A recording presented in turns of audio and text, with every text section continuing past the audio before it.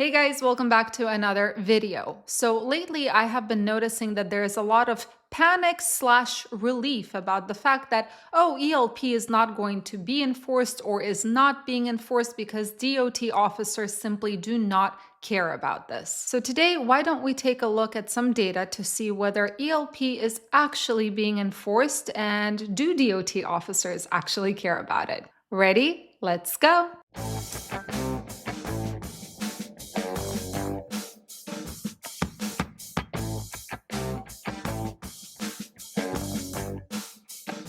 So I had to do a lot of digging because this is data that is not easily accessible. You have to really get creative with your search methods in order to find all of this. At least it was difficult for me. I think I did end up downloading some viruses into my computer. Anyway, besides the point.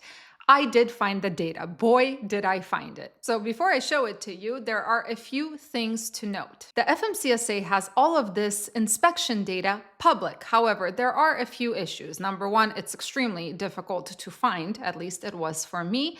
Number two, it is updated on a monthly basis, more or less. It's every 3 weeks or so. So the data that I found right now is actually before the ELP became an out of service order on June 25th. But that doesn't stop us from figuring out whether there were any violations discovered in regards to English language proficiency. Now, you guys know that I do not gatekeep information. This is not what this channel is about. So instead of you having to dig and search like I did, I'm attaching a link down below so that you can access that data anytime you want if you're interested in digging further. Again, as a reminder, the data set that I have found is up to June 5th of 2025. And this is because the FMCSA takes a while to update everything, a couple of weeks, 3 weeks, 4 weeks. So as soon as new data comes out, I'm absolutely going to make an update video for this. All right, so let's go through this. I'm attaching the charts right here. So in January, there were the least amount of violations found in regards to ELP or English language proficiency, with a total of 656 violations issued.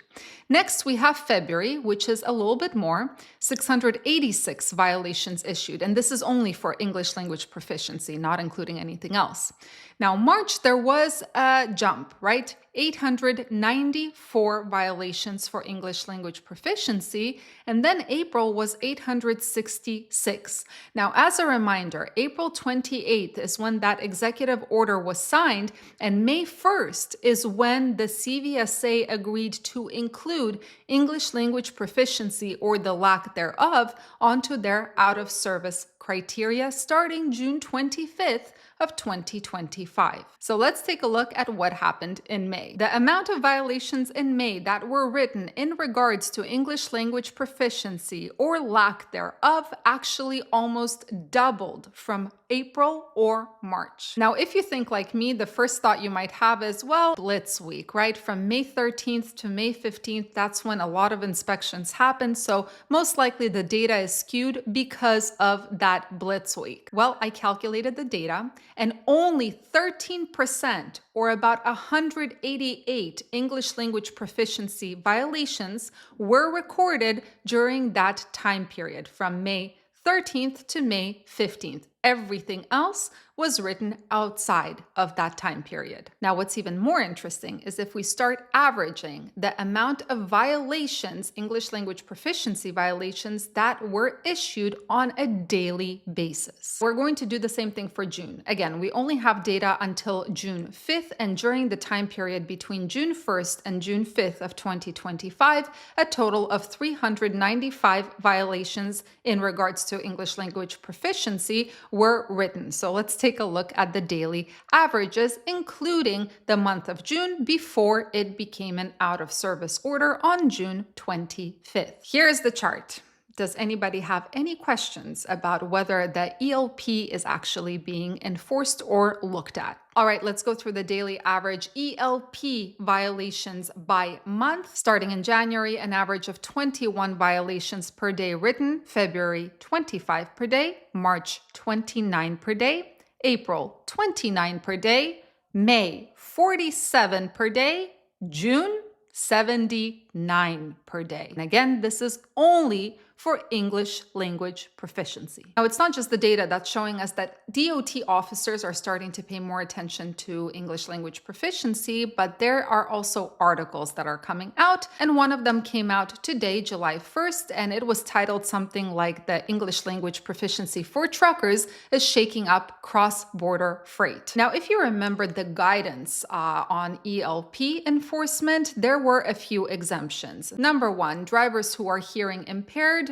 but have an exemption would not be deemed unqualified or placed out of service. Moreover, the guidance stated, and I quote this, "When performing inspections of drivers operating CMVs, commercial motor vehicles, in the border commercial zones along the US-Mexico border, the FMCSA enforcement personnel should cite drivers for violations in accordance with this policy, but should not take follow-up actions of placing the driver out of service or initiating an action to disqualify the driver." But that only applies to operations that are done on the border, not further. So, according to the article that was released by FreightWaves today, and I quote, "Many B1 visa truck drivers from Mexico are scrambling to meet the English language requirements, which is leading to an increase in rates on northbound trucking lane." Cargado co-founder and CEO Matt Silver stated this.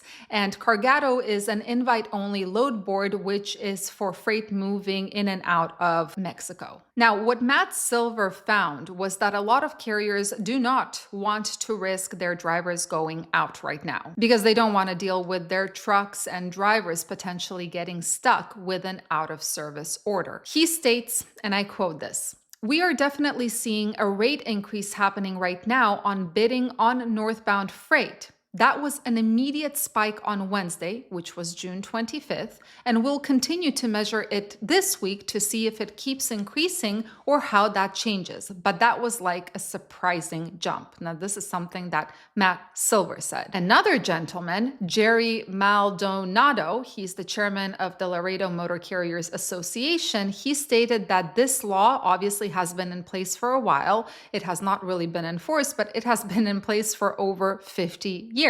And the only thing that changed now is the consequences for breaking this law. And this has got a lot of people nervous. Now, Jerry Maldonado stated, and I quote, "It also shows that a lot of people had drivers out on the road that were not able to communicate with an officer."